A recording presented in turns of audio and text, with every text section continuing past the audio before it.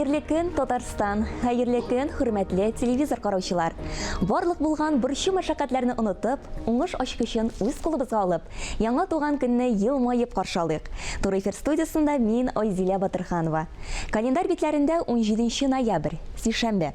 Тапшыру башында без гадәттәгечә бу көнне тарихта язылган истәлекле вакыйгаларны барлыйбыз. 17 ноябрь халыкара студентлар көне. 1941 елда Бөек Британия башкаласы Лондон шәһәрендә фашизмга каршы көрәшүче студентларның халыкара очрашуы уза. Нәкъ менә алар ватанпәрвәр Чехия студентлары истәлегенә багышлап, халыкара студентлар көнен үткәрү инициативасын тәкъдим итә.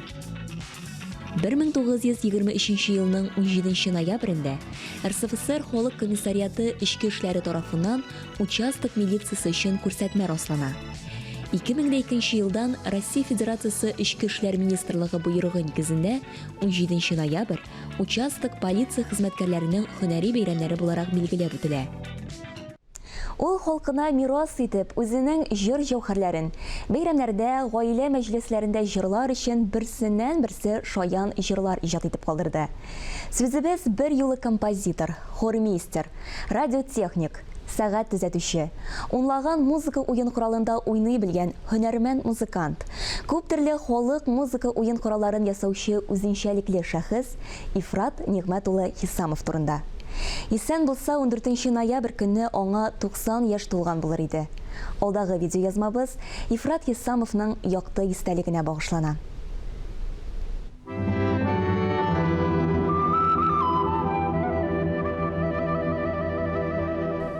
Соф татарча, мөгаллимнәрчә сөйләм, бәрхет тавыш, Атлантида кешеләрнеке сыман затлы гәүдә, җитди йөз, киң учлар, гадәттән тыш озын бармаклар.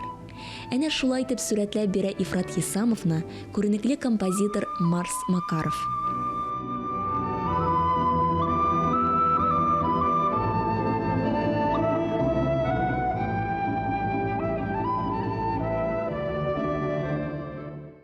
Ифрат Хисамов 1930 елның 14 ноябрендә Азнакай районы Сарлы авылында туган. Сугыш елларының ачысын татып үссә дә, Ифрат аганың җырларында ул елларның авырлыклары һич кенә дә сизелми. Киресенчә, һәрберсе оптимистик рух белән суарылган.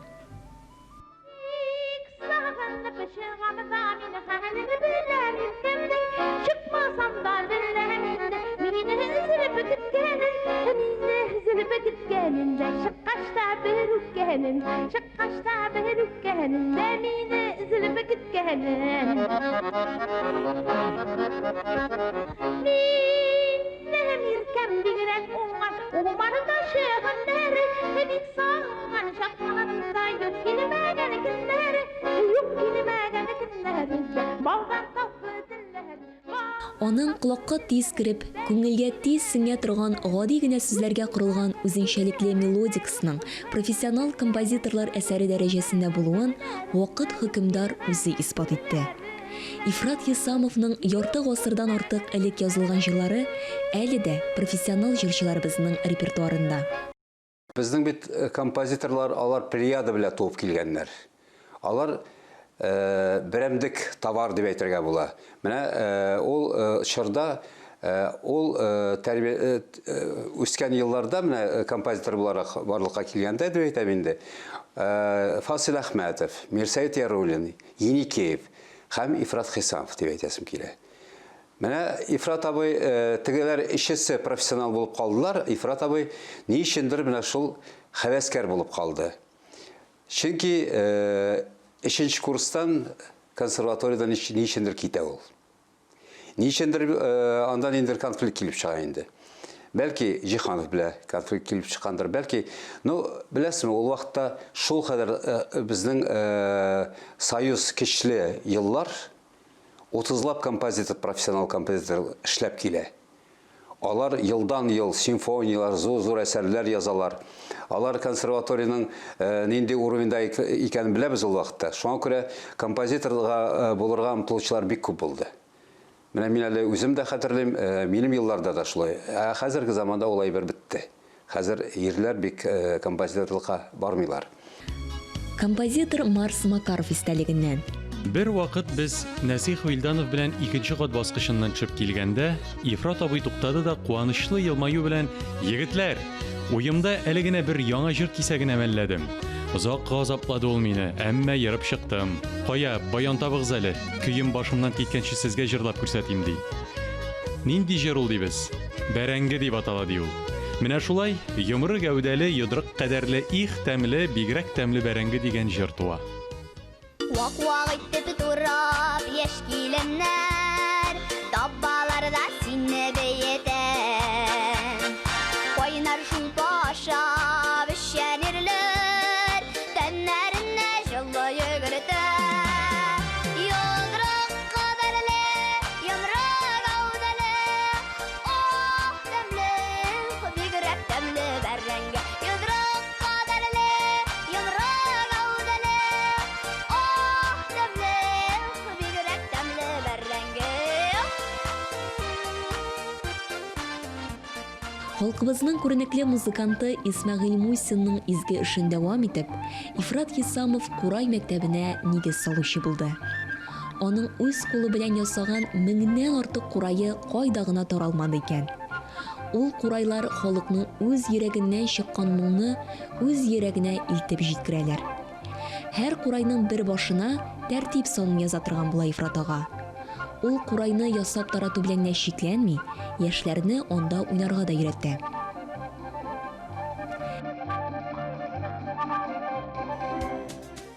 Ифрат Хисамов республикабыз үзешчән сәнгатен үстерүгә үзенең шәхси өлешен керткән шәхес. Октаныш, Сарман районы җыр һәм бию ансамбльләре, Сарман районы академик хоры, Әгерҗи районы Салагыш, Минзәлә районы Хуҗамәт авылы җыр һәм бию ансамбльләре оештыруда игелекле хезмәт башкара.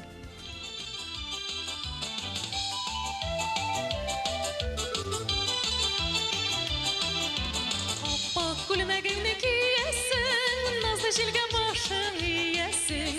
Син ромашка минем күңелдә, юаныч һәм шатлык бирәсең. Бер ай ишәү гөрәтә, бишәгеңдә шикелле, лә-лә-лә, йөрәгемдә утлар яна, ярату икелле. Ифрат Хисамов 1957 елда почет билгесе ордена, 1984 елда курайлар ясаган өчен ВДНХның бронза медале белән бүләкләнә. Шунысы куанычлы. Ифрат ага Хисамовның җырларын хәзерге буында бик яратып башкара. Ул халкына мәңге үлмәс җыр җәүһәрләрен калдырды.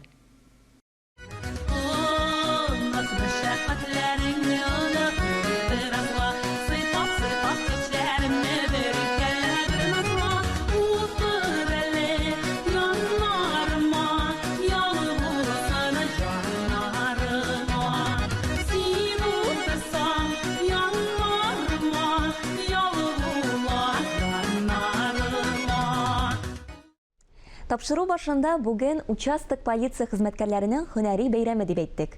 Тормышларын җәмәгать тәртибен саклауга багышлаган һәркемгә хезмәтләрендә уңышлар, гаиләләрендә тынычлык, имин тормыш теләп калабыз. Ә ул арада 19 һәм 20 ноябрь көннәрендә без Идеал исемле участок милиционерының тормыш көнкүреше белән таныша алачакбыз. Кәрим Тинчурин исемендәге драма һәм комедия театрында премьера. Илгиз Зәйнев әсәре буенча полиционер дип аталган музыкаль комедияны режиссер Тимур Имаметдинов сәхнәләштерә. Бүгенге иртәбездә без спектакльдә Фәния ролен башкарачак Гүзәл Гайнуллина белән булачак премьера турында әңгәмә кырырбыз. Гүзәл ханым, исәннәрмесез, хәерле көннәр. Исәнмесез. Мине беренче чиратта спектакльнең исеме үзенә җәлеп итте. Без бит инде гадәттә полицейский дип дәшәргә күнеккән, ә монда полиционер. Әйе, шулай, исәнмесез, хөрмәтле тамашачылар, кадерле театр, сөюче дуслар. Сезне сәламлыйм әле башта. Тиздән чынлап та премьера театрыбызда полиционер дип атала. Режиссеры Туфан Имаметдинов. Илгиз Зәйнев әсәре буенча куелган. Ни өчен полиционер? Чөнки тамашада милицияның полицияга күчкән чоры гәүдәләндерелә, шагылдырыла. Һәм шуңа әле халык бит әле һаман инде ничә еллар узса да полиция сүзен әле һаман ияләшә алмыйбыз. Шулай бит. Ә ул вакытта инде бигрәк тә иптәш милиционер дип биреш, иптәш полиционер да килеп чыга. Менә шушы ике сүздән бер кушылган шундый бер термин сүз килеп чыккандыр инде. Исеме бик кызык, җәлеп итә торган исеме генә түгел. Җисеме дә бик күңелле спектаклебезнең, рәхим итегез килегез. Әйе, шул уңайдан менә минем кулымда чакыру кәгазе. Бу әлбәттә инде менә 19 ноябрь булачак премьерага чакыру кәгазе. Һәм мине сорауда бик гади хөрмәтле тамашачыларыбыз, милиция. Милиция тамасы полицияга ничәнче елда алыштырылды икән? Безнең редакциябызга шалтыратып, аны сез инде экраннарда күрә алачаксыз. 554-30-51 номерына шалтыратып, бик тиз генә җавап биреп, һәм инде менә шушы билетка ия була алачаксыз. Әйе, менә беләсезме, шуны да искәртеп әйтергә кирәк, Гүзәл. Безнең инде халыкта ничектер полиция сүзенә барыбер без ничектер соклык белән карыйбыз, әйеме? Ә сез менә шушы спектаклегез инде музыкаль комедия дип тәкъдим итәсез. Комедия булгач та инде шаяруларсыз, уен көлкесез булмый. Әлбәттә. Тәнкыйть сүзеннән курыкмыйсызмы? Юк, курыкмыйбыз. Спектакль барышында, репетициялар барышында ниндидер шундый кискенрәк тәнкыйть, артык көлүләр булса, ничектер үзебез кайвакыт шикләнеп тә куябыз. Полиция хезмәткәрләре дә киләчәк бит безнең спектакльне карарга. Әмма шулай булса да, безнең халык чыннан да полициядан, милициядан көлергә ярата бит инде. Чиновниклардан көлергә ярата. Тормышта шулай икән, нишләп әле сәхнәдә алай булмаска тиеш. Менә ничек бар тормышта, без дә шулай көләбез, без дә шулай шаярабыз, без дә шулай уйныйбыз. Үпкәләмәснәр әле бу комедия гына дип әйтмәсем мин аны. Гротеск комедия, ул ничектер кабартылган комедия. Шуңа мин ышанам, тамашачыларыбыз безне кабул итәрләр, безнең юморны аңларлар дип. Музыкаль булгач та җырларда булачактыр, шулаймы? Әйе, әлбәттә, сәхнә бездә үзебезнең Кәрим Тинчурин театрының оркестры Ильяс Камал җитәкчелегендәге, әйе, ул үзе композитор, спектакльнең җырларының авторы. Җырлар да була, оркестрыбыз утыра сәхнәдә. Шуңа җырлы, биюле, күңелле, безнең халык ярата торган җырлы, биюле комедия. Менә күптән көтә идек шушындый театрыбызда шундый комедия. Рольләрне башкаручылар исемлеге белән танышканда мин шуңа игътибар иттем. Әйтерсең дә, әлеге премьерага ничектер әйдәп баручы артистларны гына җыйганнар. Мәсәлән, инде безнең идеал ролен Алмаз Фәтхуллин башкарачак, шулай бит, шулай ук инде Зөфәр Харис, Харис Хөснетдинов, Зөлфия Валиева, Рөстәм Гайзуллин, Ринат Шәмсетдинов, әйе. Зәйхапа Хакимҗанова, Аларның барысы да күреп булачак, әйе. Яшь артистыбыз Эдуард. Беләсезме, чыннан да, менә мин репетицияларда утырам, карап, үзебезнең артистларны уйнаганнарын. Мин чын күңелемнән горурланып, шаккатып утырам. Бигрәк әйбәт уйныйлар инде. Бигрәк күңелле, шул кадәр горурланып, кысыкланып, кызыгып, көнләшеп, мин дә шулай булдыра алам микән дип утырам, беләсезме? Тамашачы килсә бер дә үкенмәячәк, чынлап та рәхәтләнеп көлеп кайтып китәчәк. Ә менә сезнең героегыз дип әйтик инде, Фәния ролен башкарачаксыз бит. Ул уңаймы яисә тискәре образмы? Монда Азилә уңай тискәре дип әйтеп тә булмый, чөнки һәр кеше, һәр образ ул үзен начар кеше, мин начар кеше дип уйламый бит, шулай бит. Тормышта бүген әйбәт, иртәгә тегелә 24 сәгать буе кеше әйбәт була алмый, 24 сәгать буе тәүлегенә начар була алмый. Минем беләсезме, шундый икенче бүлектә генә чыгам әле мин. Шуңа менә мине җибәрделәр телевидениегә. Хәзер унда репетициялар бара, әйеме? Репетициялар бара. Хәзер менә репетиция башлана, мин икенче бүлеккә кайтып җитәм, Алла боерса, үземнең чыгышыма. Мин авыл кибетчесе хатын уйныйм, шундый характерлы. Авыл кибетчеләребезнең нинди әле алар? Авыл кибетчеләре. Гайбәтчеләр дип әйтсәк. Берәүне дә үпкәләтмәбез инде бүген. Миңа калса, монда кешегәндер климат, теге тамга куеп булмый. Әле берничә көн вакыт бар, инде борчылабыз, каушыйбыз. Ой, булдырырбыз мәзрәк кенә мандраж, шундый курку, каушау башланды. Булай итеп эшләп карыйбыз, тегеләй итеп эшләп карыйбыз. Янып тора торган, шундый шәрелдәп тора торган авыл кибетчесе образы. Әле һаман краскалар излим, һаман шундый ничектер менә шундый характерын излим. Әле эш процессы бар әле, гөрли әле. Әле вакыт бар, берәр авылга кайтып килерсез.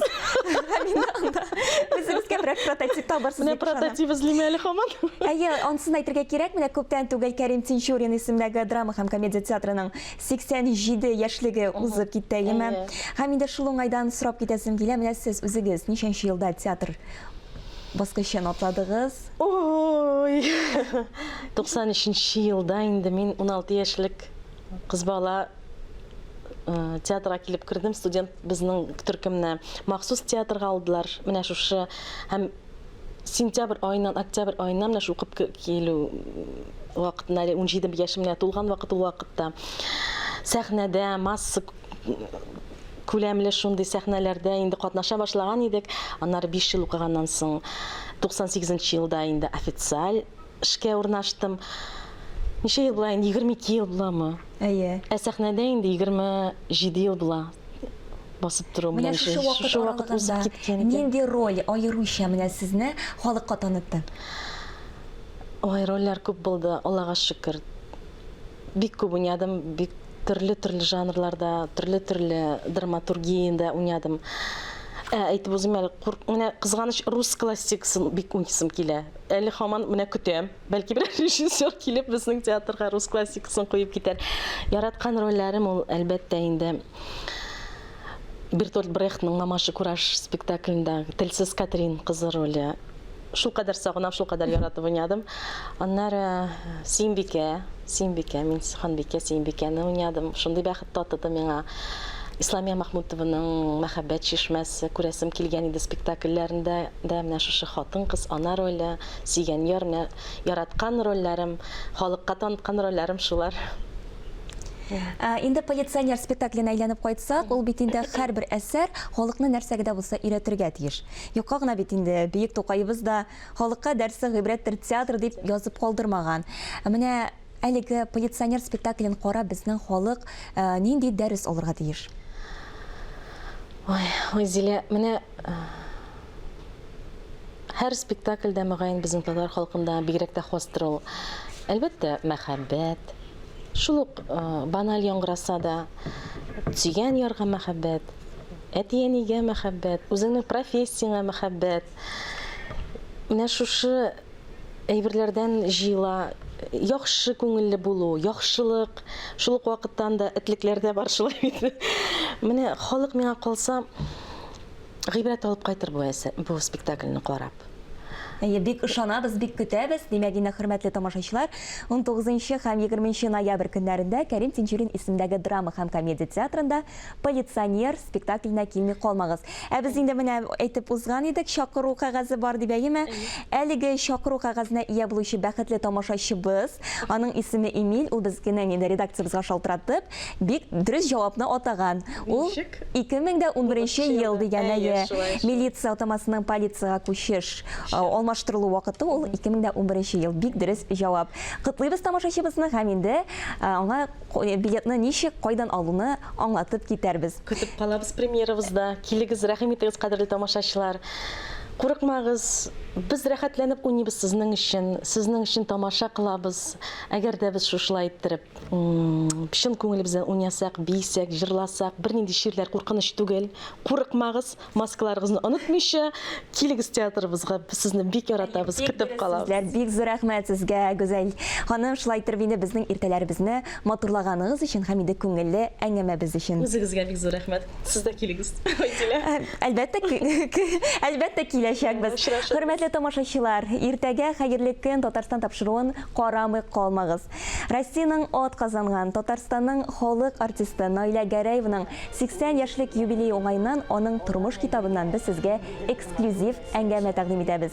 Тапшыруны Эльза Әхмәтҗанова алып барачак. Һәр эш көнендә иртәнге 9:25 минутта Россия 1 каналында хәерле көн Татарстан тапшыруы.